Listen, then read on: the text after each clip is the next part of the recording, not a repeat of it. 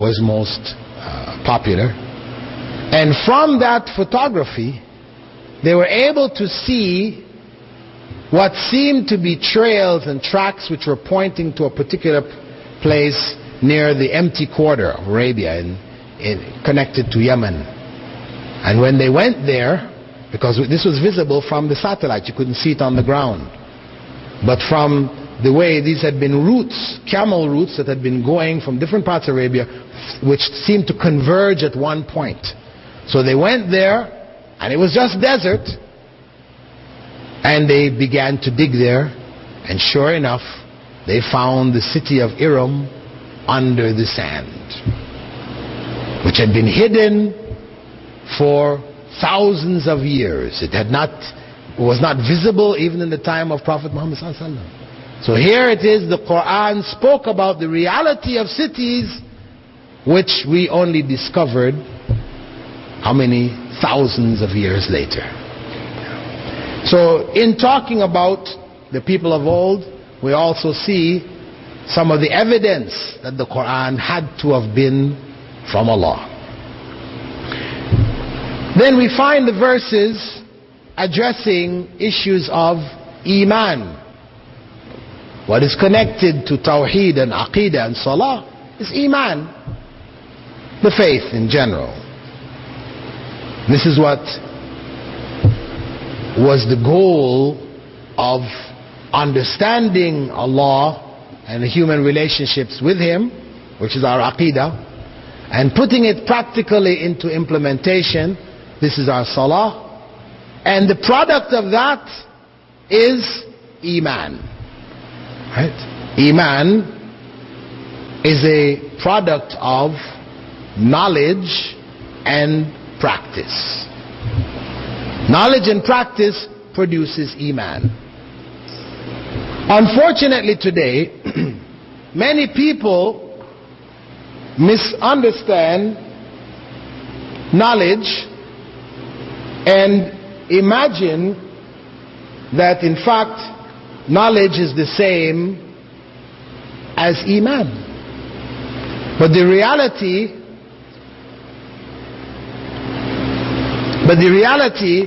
is that knowledge is not the same as Iman. If knowledge was the same as Iman, Satan would be the biggest believer. Satan, who knew Allah better than you and I ever will in this life. Satan had knowledge. He was elevated by that knowledge to be amongst the angels, but that knowledge was not transformed into action to produce Iman. So when he was commanded to bow, he refused. So those people who have knowledge but don't implement it, we refer to this as satanic knowledge. Knowledge which becomes a curse. Knowledge which does not benefit but harms. And that's why Prophet Muhammad ﷺ used to say among his du'as, Allahumma inni a'udhu bika min ilmin la yanfa. Oh Allah, I seek refuge in you from knowledge which is of no benefit. Knowledge which I don't benefit from, which is of no benefit to me. Knowledge which is not beneficial because I don't apply it, as well as knowledge which is useless, which has no benefit in it. Because knowledge is for benefit, not for the sake of knowledge. A different approach to knowledge from the Islamic perspective. Knowledge is for the benefit, not just knowledge for the sake of knowledge. That's a very important distinction that we need to realize, because this is a society, Western society promotes the idea of knowledge for the sake of knowledge. They spend a lot of money trying to get knowledge for the sake of knowledge. They will spend $300 million to send a craft to Mars to collect up some dirt, to bring it back and have a look at it. Knowledge for the sake of knowledge. At the same time, you have over 3 million Americans who live in the streets of America. This is knowledge which is not being applied, not being used to benefit the citizens of America. You know, that is the consequence of knowledge for the sake of knowledge. Whereas from the Islamic perspective, as the Prophet ﷺ said, خَيْرُ النَّاسِ أَنْفَعُهُمْ لِلنَّاسِ. The best of people are those who are most beneficial to people. So it's about knowledge for the benefit which comes from it. So Islam stresses the link between faith, the principles of knowledge, and that of action, which we call the righteous deeds. And that from knowledge and righteous deeds you produce what? You produce Iman. So actually I didn't finish Surah Al-Fatiha, did I? Just come back to remind me. We had gotten as far as finding the straight path. And Allah goes on to, I'm bringing this because it's related to this too. He goes on to say, which is that straight path? The path of those on whom is your favor, right? Not the path of those on whom is your wrath, nor the path of those who have gone astray. غير المغضوب عليهم ولا الضالين. Now Prophet Muhammad ﷺ explained for us who are the maghdubi alayhim. He said they're the Jews.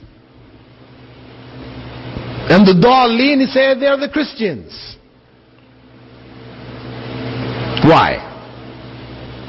The maghdubi alayhim, why is Allah's anger on them?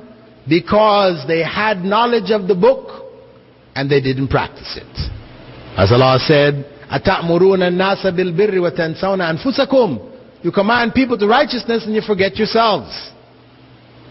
They had knowledge of the book, but they didn't practice it. So Allah's curse is on them. His anger is on them. Whereas the Christians, they are Dallun. Right? Dallun meaning they have gone astray. They're lost. Why? Because they have no knowledge. They have no knowledge. So they're lost. Their religion is emotion. Remember we spoke about that earlier. Their whole religion is based on emotion. There's no knowledge there. It's just about getting the spirit. So, however we can get that spirit, we're ready to do it. Right? If it means bringing a rock band into the church and everybody is, at it and singing and clapping and dancing and all this kind of thing, you got the spirit? That's all right. It's emotion. There's no knowledge there. There's no guidance. So, shaitan will make anything appear appealing to them. I know this is one of the things that struck a number of the brothers who accepted Islam, who with the American troops. When we took them into the masjid, because they had been told by the American officers, they'd been told, listen, do not come within 50 feet of a mosque. So you don't walk within 50 feet. You got to stay 50 feet clear of these places. So of course it made them curious. What's going on inside there? So we took them. So what are you guys doing in the mosque? They told us don't come within 50 feet. Don't worry about it. There's nothing like that really. Islam, there's no problem. So we took them inside the masjid, took off their shoes, they sat in the back. Time for prayer came, we prayed and they observed, and a number of them said, wow man, this makes sense. You know, after being in the churches back home where people, you know, as I said, it's a disco. The church has become a disco, you know. You say, how can you worship God? You know, hey, what's the difference between here and the disco? And I said, this makes sense. This is what worship is supposed to be like. The place is quiet. You're reflecting on God. Everybody's doing the same thing. You know, it really had an impact on many of them. Many of them accepted Islam just from going and sitting in the mosque and observing Muslims in prayer. You know? So, the point is that Allah, when He tells us that we should seek the straight path, not the path of the Jews and the Christians, not because, you know, we should point the finger of the Christians and the Jews. We say, you know, we want to follow that straight path. We don't want to be a Christian or a Jew. No. That we don't want to fall into the trap that they fell into. That we don't want to be of those who have knowledge and don't implement it. That we don't want to be of those who are following religion and we have no knowledge of it. In ignorance. So, this is what Allah informs us is the most important thing to strive for. And this is, as we said, the foundation for correct Iman. Because people can have faith in all kinds of things. You know, the Hindu has faith in his gods. The Buddhists have faith in Buddha. The communists have faith in Marx. You know, you can have faith in all kinds of things. But if your knowledge base is not correct, then your faith is wrong. Your faith is wrong. It's useless faith. It's a faith of misguidance. So your knowledge base has to be correct. But then, that's not enough. You have to implement it. You have to put it into practice. And when you do that, then you produce Iman. The real faith. And that's what we need to call for. We need to ask for. This is the most important thing that will make the ultimate difference in our lives. And this is what should come into our prayers. Now, the last point, which may be mentioned with regards to the Meccan verses, is a structural point. That the Meccan verses, if you look at them in general, they tend to be quite short. Some of them are only a couple of words. Very short. Inna a'tainaka al-Kawthar. Surah Al-Kawthar is only 3 verses long. Very short. Why? Because of the fact that the Quran was being revealed among a people who didn't want to hear it. They didn't want to hear it. They had been warned already. Don't listen to it. Muhammad ﷺ is a magician. You know, when they couldn't reproduce it, you know, instead of saying, well, okay, that's the evidence, he's got to be a messenger of Allah, they took the other out, right? He's a magician. His Quran will cast a spell on you. So don't listen to it. So people used to stick their ears in their fingers in their ears as they walked by his house. They didn't want to hear it. Don't let it get into your brain. You're finished. Right? So the Quranic verses would come, one word, Al-Qari'ah. Blam. What? Mal-Qari'ah.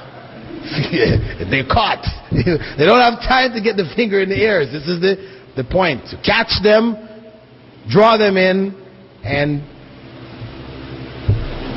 get that message to them. So the verses need to be short because they were directed at a people who were not prepared to listen. They didn't want to listen. They feared listening. So, of necessity then, the verses tended to be very short. Now when we look at the Medinan verses, we find the Medinan verses have a different character. What is happening in Medina? Muslims have moved to a new city. They have established a community. In Mecca, they were scattered. They were under torture. People were being killed for their faith.